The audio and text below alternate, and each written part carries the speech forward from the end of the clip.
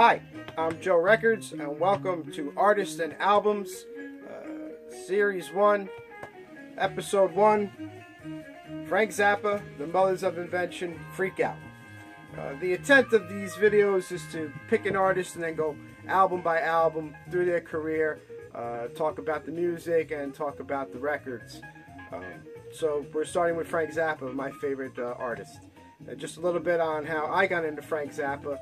Was the mid 80s, definitely heavy metal, and the guitar shredders of the day were very, very popular. And I was reading Guitar for the Practicing Musician magazine, and in there they had a series of top 10 lists by all the various hip guitar players of the day. And on everyone's list there was always a Frank Zappa album or two. And at some point I was talking to someone, and we were talking about Steve Vai, who was very hot at the time. He had just done the movie Crossroads. He was in David Lee Roth's band. He was in Whitesnake, so he was around. He was pretty popular. And he said, yeah, he used to play in Frank Zappa's band, and he's on an album called Them or Us, on a song called Stevie's Spanking. So I went out and got the album. Actually got the cassette, because that was all I could find at the time. This is the cassette from back then. Frank's records were very hard to get in the mid to late 80s and even in the early 90s. All his early stuff was out of print. He was putting stuff out on his own label, Barkin' Pumpkin, and stuff was coming out little by little. He was reissuing some old stuff and then putting out new stuff. So there was only a few titles that was available. But I picked up Them or Us, which started out with a cover of a doo-wop song, The Closer They Are, which, I knew. I grew up on doo-wop music, so, that was very familiar sounding. And then after that, it just got very avant-garde. There was rock stuff, there was novelty stuff, there was avant-garde stuff, so it was really all over the place and hard to understand, but I kept listening to it, because it definitely intrigued me. And then, just by chance, in my high school library, in Saunders High School in Yonkers, was a copy of this book, just called Viva Zappa. Never seen it anywhere else. Don't know why this was in the Saunders High School library, but it ended up being a life-changing moment, and it's an amazing book. And in here, it's a biography stuff, and then there's a whole bunch of articles that Frank himself wrote. And then it goes album by album with reviews, starting from, his earliest stuff all the way up until what was current at the time.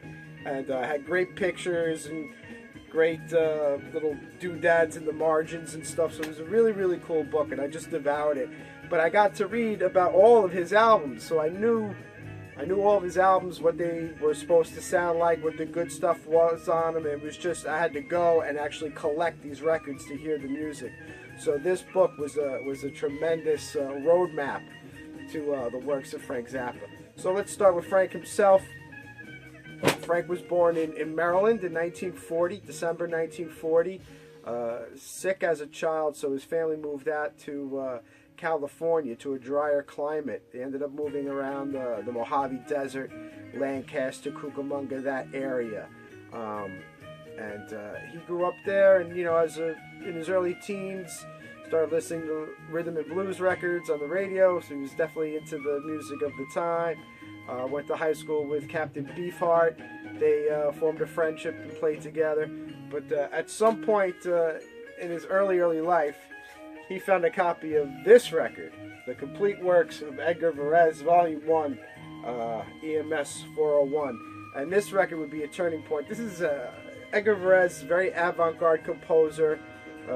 This stuff has like weird percussion and sirens and just odd noises, no real melody, no real structure to it, but he was intrigued by this. So between the avant-garde composing and the rhythm and blues music he was listening to, he was kind of forming a whole new sound that he would continue to do for the rest of his life. So a little later on, he got involved with this guy called Paul Buff. Paul Buff owned a recording studio in the town where Frank lived, and it was an 8-track studio which at that time was pretty advanced. There wasn't that many people had an 8-track studio, and they made various records there, demos and stuff. Some stuff got released under various names on various labels, and a lot of that stuff has been compiled on albums such as Rare Meat and How's Your Bird I'll just read you some of the titles here. How's Your Bird by Baby Ray and the Ferns. Every Time I See You by the Heartbreakers. Cradle Rock by the Heartbreakers. These are just like, you know, studio bands that all feature Frank Zappa or Paul Buff, and stuff that got released on little indie labels. And then at some point he joins a band called the Soul Giants, and they were a local bar band. And eventually he persuaded them to play his songs, do original material instead of all these cover songs that they were doing in the bars. And they moved down to LA, and they're playing Frank's original music, and they're doing a gig at the Whiskey A Go Go, and they're playing this song called Trouble Coming Every Day, which is a bluesy type number. And Tom Wilson, who was A&R for MGM Records, just happened to walk in and saw a white blues band that had a pretty decent crowd, and he signed them up, not really knowing what it was that the Mothers of Invention did at that time. So they ended up recording their first album, Freak Out. Now this is known as rock's first double album, and I haven't seen anything to the contrary about it. So a pretty bold move for an unknown band, first album to be a double album. And so what does Freak Out sound like? Well, like we said, it's a double album, but the first disc itself is kind of like a pretty much straight up garage rock record with some strange weirdness thrown in. Now you gotta realize, like, when you think about the 60s, the Summer of Love, 1966, the hippie movement, all that stuff, that's San Francisco. That's the Jefferson Airplane, the Grateful Dead, Quicksilver Messenger Service, acid rock, all that stuff is coming out of San Francisco. Mothers of Invention are from LA, completely different scene, and they're way more beatnik, they're way more avant-garde than the hippies are. It's not all about love and peace and all that.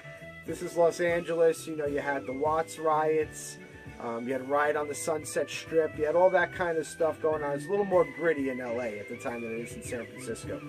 So this first part of this album, and this is Verve, this is V5005-2.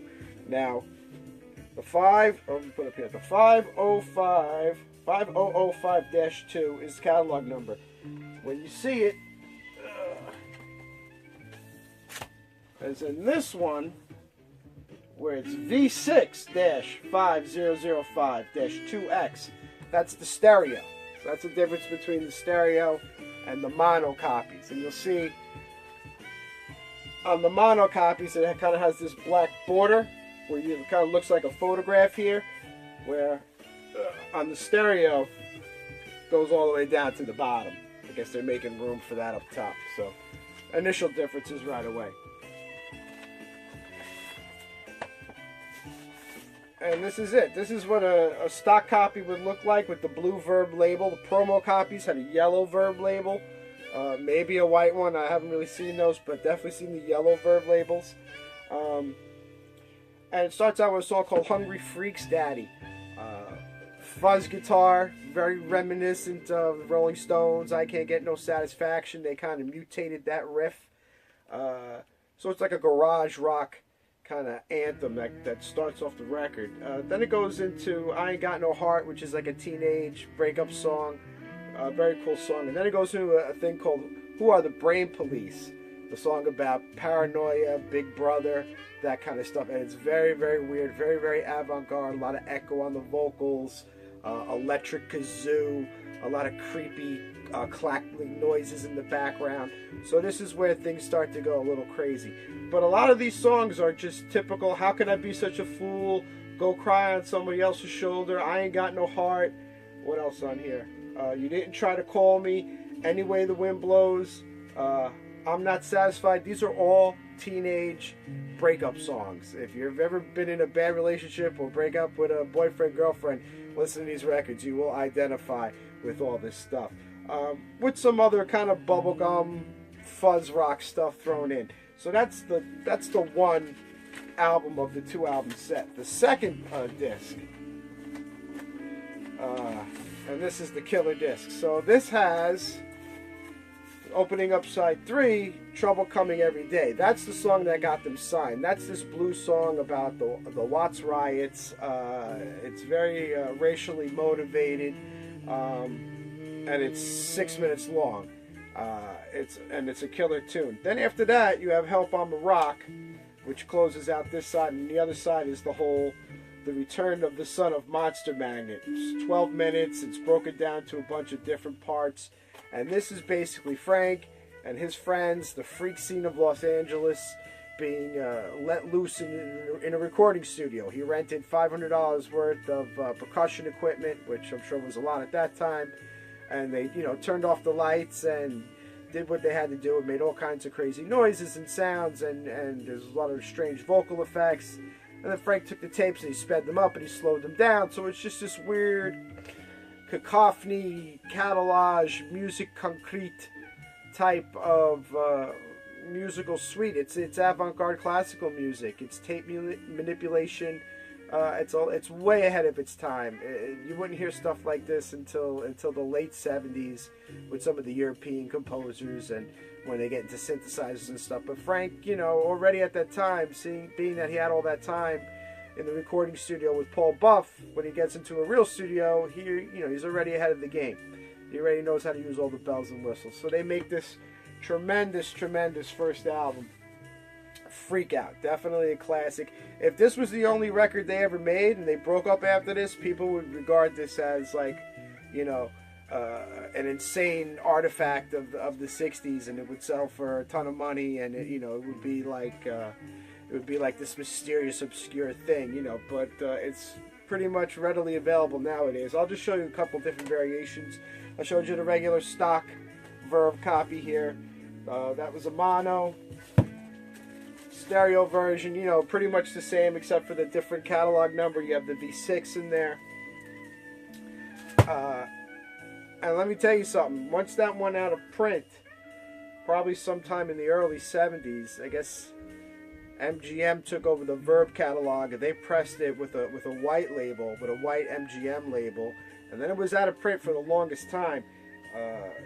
And then when Frank started putting stuff out on Barkin' Pumpkin, it came out in the Old Masters box. This is the version from the Old Masters box. And I'll show you the Barkin' Pumpkin label on it. This is the only place you'll see this Barkin' Pumpkin Records label on a copy of Freak Out. And when he did this, he remixed it.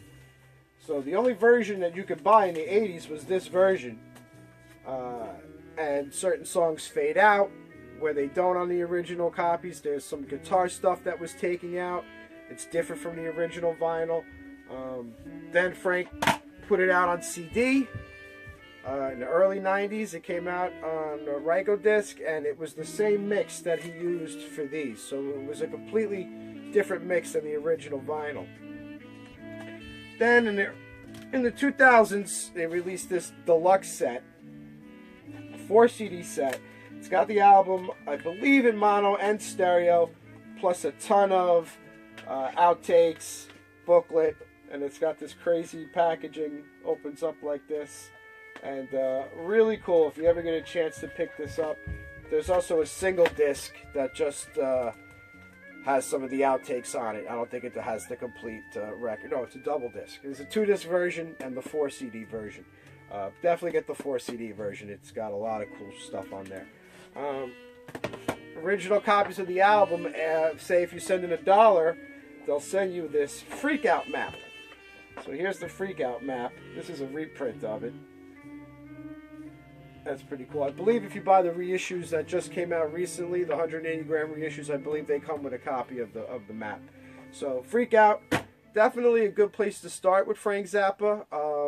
He had a lot of different bands throughout the years, experimented with a lot of different type of music. This is just one of them, but definitely a milestone record. Let me just talk real quick about the band that's on this record. You got Ray Collins, who was the singer, Jimmy Carl Black on drums, Roy Estrada on bass, and Elliot Imber on guitar. Now, he left the band right after this record, never to be heard from again. In Jimmy Carl, Ray Collins, and Roy Estrada, they stayed with the Mothers of Invention pretty much up until the end of the Mothers of Invention, before they became the Mothers, and then just Frank on his own. Ray left first, I think, sometime right after Uncle Meat. Roy would come back here and there for various projects with Frank, do some albums, do some tours. Same with Jimmy Carl, but these guys would eventually form a band called the Grandmothers and go out and do some of this early material. But good players on this record, definitely one to check out. So Absolutely Free will be the next episode, so hope you enjoyed. And any questions, leave it in the comment section.